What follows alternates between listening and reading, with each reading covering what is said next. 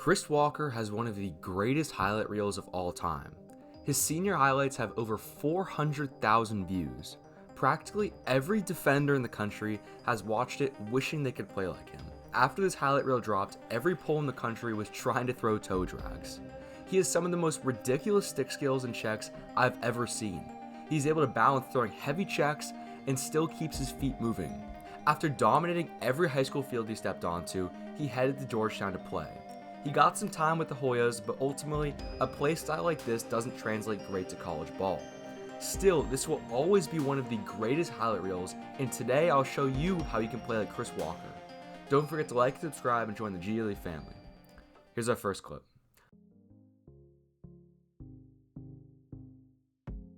While this toe drag is ridiculous, there's a couple of things we can learn from it. The concept I want to introduce to you is exit strategy. Every time you pick up a ground ball, in the back of your head, you should be thinking about your exit strategy. Where is the pressure coming from and how can you evade it? In most cases after a ground ball, you want to keep your stick low to the ground as you exit. Here, Walker sees this attackman coming at him and wants to exit to the left. To do this, he toe drags away from the pressure. Some players will try to toe drag with one hand, but almost always two hands will give you more control. Here's our next clip.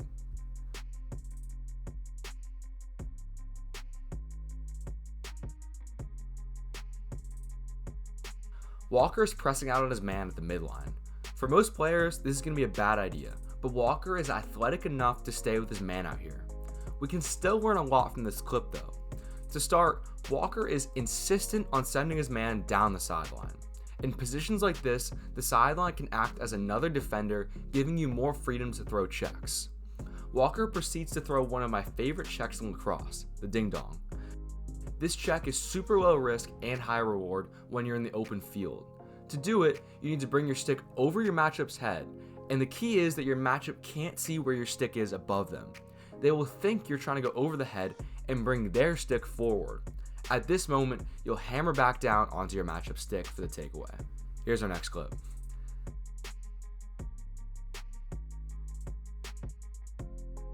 This is a textbook over the head check from Walker.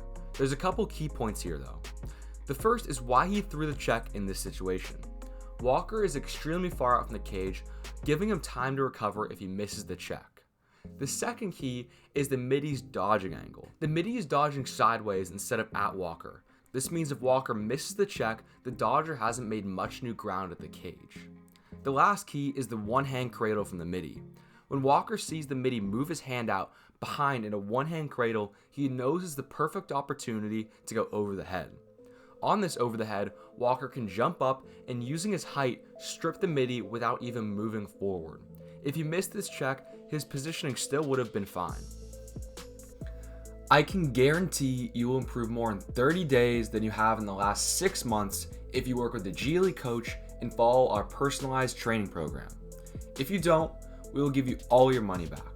You will get a 45-minute film analysis from one of the best players in the country. After your session, a weekly personalized training program will be created based on what type of player you are, containing drills and film homework to make you the best player on the field.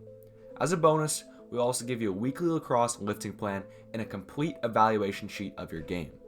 At the end of this month, prices will be going up and we only have 4 spots left. Check the link in the description to book a session before it's gone. Here's our next clip. This is another over the head from Walker, but I still wanted to show it. The main reason is because who he is guarding. When you're matched up on a pole, you have a great opportunity to throw it over the head. The extension of their stick gives you way more real estate to hit your check. On top of that, poles are much less comfortable on the offensive side of the field. This makes it much less likely that they'll evade the check. Here's our next clip. This move will be effective at any level of play. Walker picks up the GB and throws a fake to the open field into a toe drag to beat his attackman. This works so well because attackman would so much rather try to pick off a pass than play one-on-one defense. So as soon as you move into a passing motion, nearly every attackman will put their stick up into the lane. This gives you tons of room to operate upfield. While Walker toe drags here, you can even just split to a one-hand cradle and sprint up the field. The key is throwing the fake and freezing the attackman. Here's our next clip. This wrap check by Walker is just ridiculous. As Walker runs up the field with his matchup, he finds himself even with his midi. Most players would try to slap down on the midi's bottom hand, but Walker wants to go straight for the stick. He throws a slap towards the middle of the matchup's body and releases his bottom hand, allowing him to reach fully around. A check like this honestly takes a ridiculous amount of wrist strength, and I would only ever try it in the open field if I were you. A safer variation is the two-hand wrap. Move your hands a little farther down on your stick to give more length and reach around your matchup for the check. Here's our next clip. This is a quick one, but a super underrated part of lacrosse. Walker is sitting in the box, and someone off screen probably subs off. This gives him the go-ahead to leave the box and attack the ball. He catches this pull completely off guard for the takeaway. While you won't get this free of a check in most situations, subbing can be a great opportunity to catch middies off guard. Here's our next clip.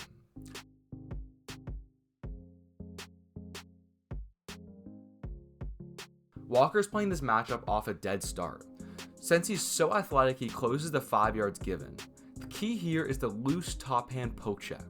This does two things. First, it forces the dodger to choose a direction so Walker has more time to react. The loose top hand on the stick gives him that extra extension, giving him that more time.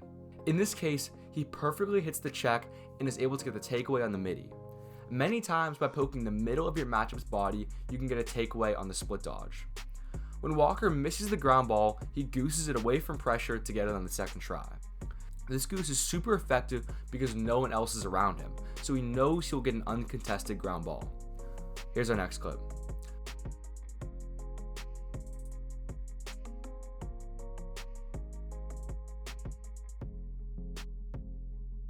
Walker is trailing behind on this ground ball.